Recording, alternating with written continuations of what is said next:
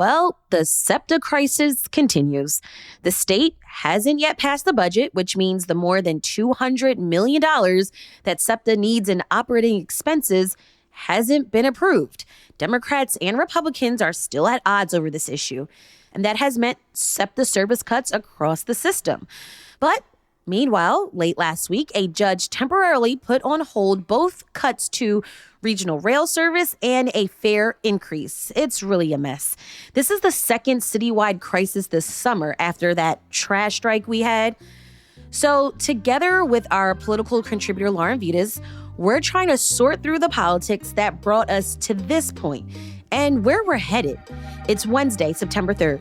I'm Trinina Marie, and we're talking politics.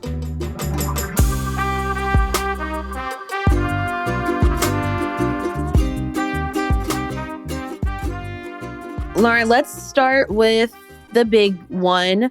What does the SEPTA financial crisis tell us about state politics at this moment?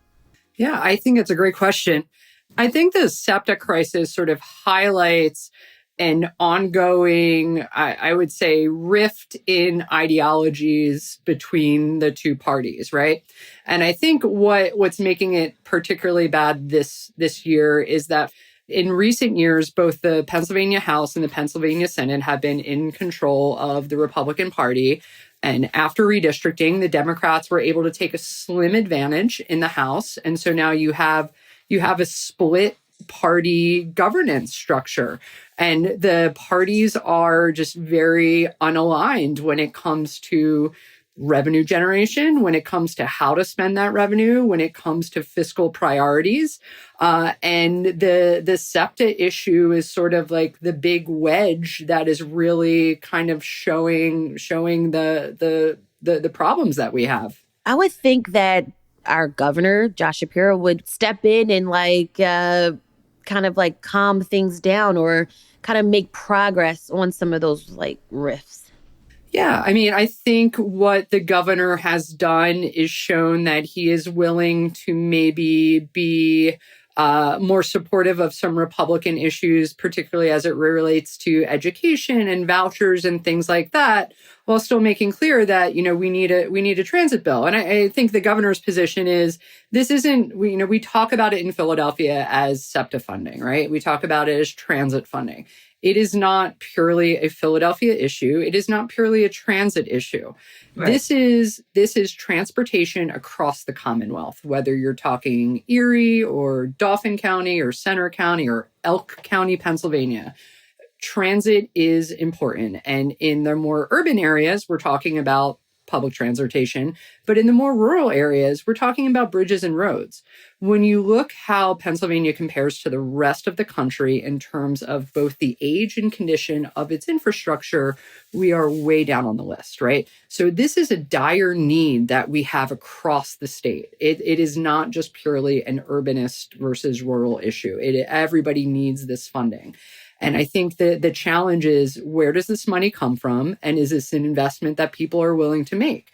And I don't think we've achieved any sort of agreement on either of those things, because the price tag for Philadelphia is obviously going to be a lot higher than the price tag for Elk County. But also, I don't think they've agreed on a funding source, whether it's legalizing marijuana, whether it's doing something with skills game, whether it's raising taxes, which is probably a non-starter. We're so far apart on the spending side, but we're also so far apart on the funding side. And it doesn't look like we're making much progress. Lauren, it's rumored that Governor Josh Shapiro has aspirations of a 2028 bid for president. Does that in any way impact what we're seeing in Harrisburg? Yeah, I think everybody is, given the VP search and his name being thrown in that hat. I think everybody is aware that Governor Shapiro does have his eyes on the White House, whether it's in 2028 or at another date. So to that end, I think, it's one thing where, the folks who don't necessarily, the Republicans don't necessarily want to give him a win of allowing him to be the guy that brokers the deal and moves this forward. And on the other hand, I think he's probably aware that he has a national profile at this point. And I'm sure that's impacting, his sort of path forward and his options here. But it certainly means that the Republican Party isn't looking to make Josh Shapiro look good if they expect his name to be on the ballot against their candidate for the White House in the next couple of years. Anytime a reporter asks Shapiro, like, any updates, what's going on with the negotiations, the answer is soon. Like, what does that mean? I mean, it's the same thing your parents tell you when you ask, when are we going to get there on a long car ride, right? Soon. I, neither the House nor the Senate was in session last week, right? You can't get stuff done when you're not even talking. So I think I think soon is probably wishful thinking at this point. I think some serious issues need to be resolved, i.e., a revenue number, a spending number, and a source. And I think it's hard to negotiate on the details of those things when you haven't even come to an agreement in theory on those things. So I hope I'm being pessimistic, and I hope I am wrong, and I hope that that SEPTA gets its full funding and Red October is fully serviced by the Broad Street line. But real. Yeah, but soon is just kind of like, again, I think it's wishful thinking. I haven't heard any movement towards these nailing down these larger issues that would suggest that a final deal is close to fruition. That is unsettling. Yeah, I mean, again, I hope I'm just out of the loop. I don't think that's the case, though, unfortunately. Where's Mayor Sherrell Parker in all of this? Has she been active enough during this? Yeah, I mean, I think the mayor's recent announcement, look, the mayor's hands are sort of tied from a general, just she's the mayor of Philadelphia. SEPTA is a regional system. The city has committed significant resources to SEPTA in terms of its local share. But I think that her recent announcement that the city would be advancing funds to SEPTA to help ensure that certain bus routes that really service Philadelphia students is her stepping up probably as much as she's able to in this point. She can be a loud cheerleader. City council has taken trips to Harrisburg, but at the end of the day, it is sort of, they're preaching to the choir, to a certain extent. It's not Philadelphia Democrats that aren't stepping up. It's not, it's rural Republicans that probably don't really care what Philadelphia politicians have to say on this issue. And the issue can come up even next year. So how do we stop this SEPTA financial freak out from happening again?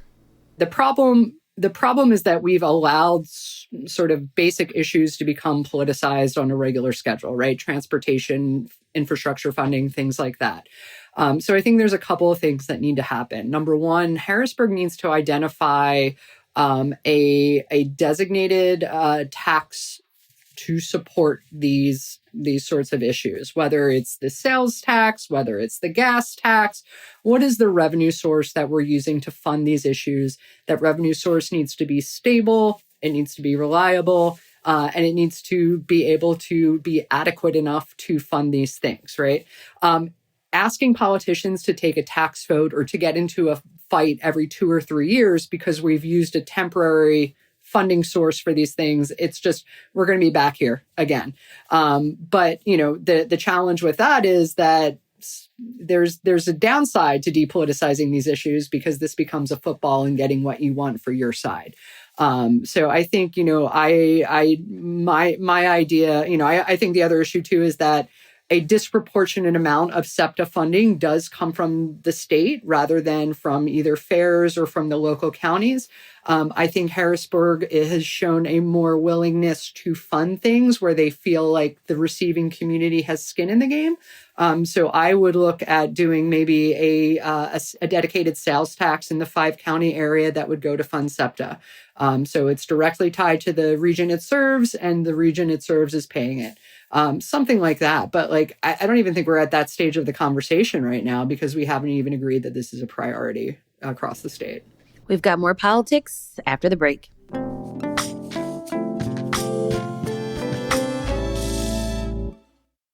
Another crisis that we went through this summer was the garbage strike. What did the trash strike tell us about city politics? Yeah, I thought I mean, the trash strike stunk literally for everybody involved, Really, residents right. and for the workers themselves. I think the workers, it's interesting because the mayor has she said hiring folks to fill these positions that have been empty has been a top priority for her, whether it's recruiting for the Philadelphia Police Department, whether it's trying to fill positions in various departments like Parks and Rec that have long been empty. And one of the challenges she faces with recruiting is the fact that the pay is relatively low, especially when compared with the private sector, but also when compared with some other peer cities. So, on one hand, you have the mayor, I think, who kind of intrinsically understands, we do need to raise these wages. The people deserve and the right to earn a livable wage. But on the other hand, she's responsible for the fiscal health of the city. And unlike Harrisburg, we can't not pass a budget in time. And unlike Harrisburg, we can't run a deficit, right? So what was interesting about it was the fact that this is a mayor who was elected with strong labor support, who in her first term has a head-on-head battle with labor. And I think a lot of folks sort of expected her to, she's the labor candidate, she's the labor mayor, she'll cave, she'll give them what she wants. It may not be what they're fully asking for. And she really dug her heels in and said, you can strike, but I am not going to back down on this. The fiscal health of the city is far more important than whatever name calling you're doing right now. City Council comes back into session next week. What should we be looking for? What bills are we expecting? Well, City Council always likes to make a splash the first week back.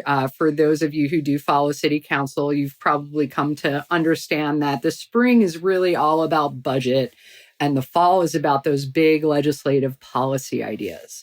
The City Council also likes to keep it under wraps so that first day back is a nice surprise for constituents and the press. So I think we'll be seeing and hearing from folks in a couple of weeks what they're planning. I do think I think we're going to see a couple of trends, though.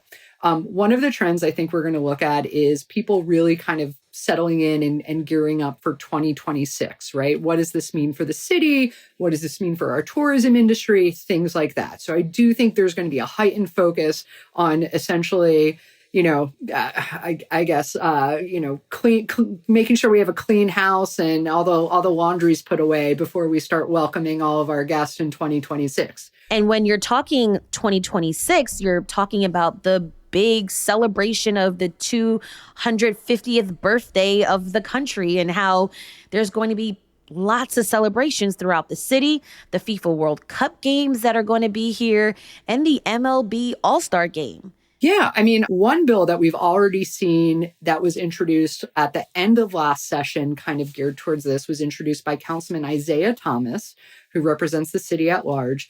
And this bill would require training for all security officers that are working in the city of Philadelphia.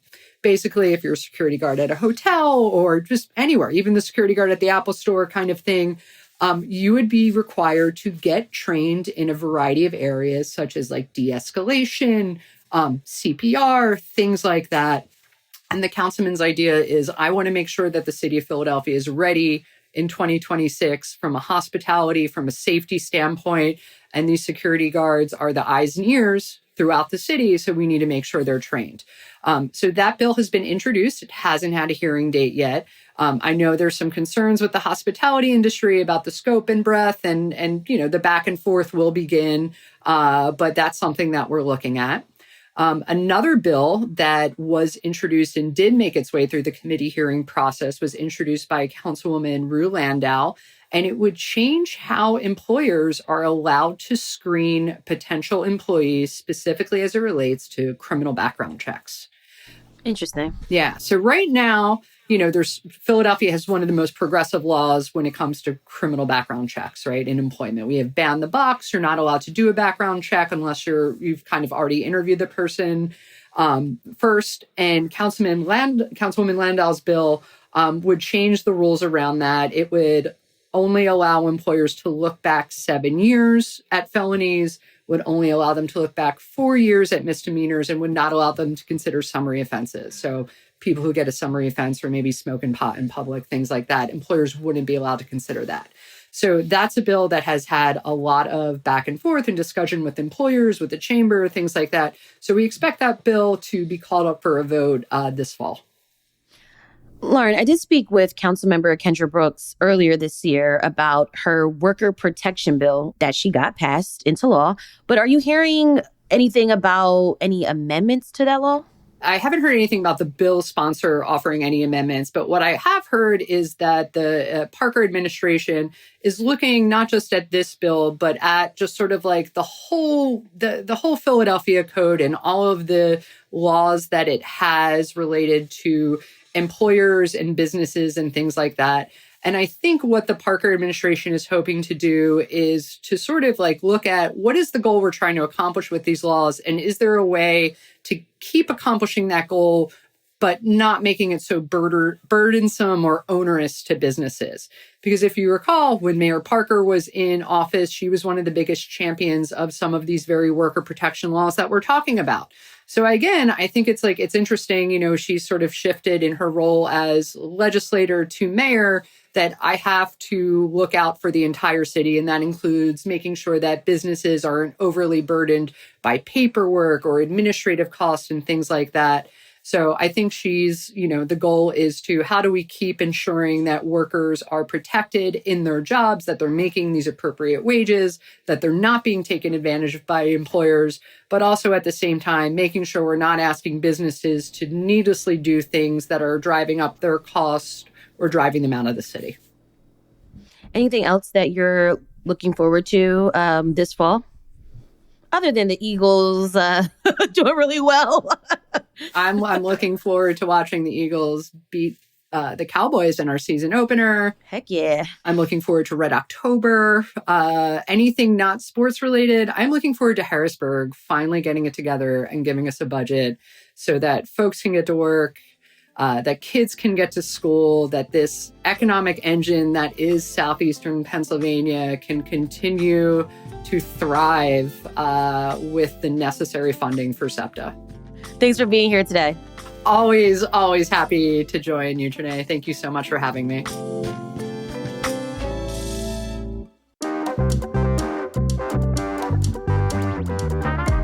That's all for today here on CityCast Philly. Let us know what you think of this episode. Rate the show, leave us a review, and hit that subscribe button. Be sure to sign up for our morning newsletter, Hey Philly, to learn more about what else Philly's talking about. We'll be back tomorrow morning with more news from around the city. Bye.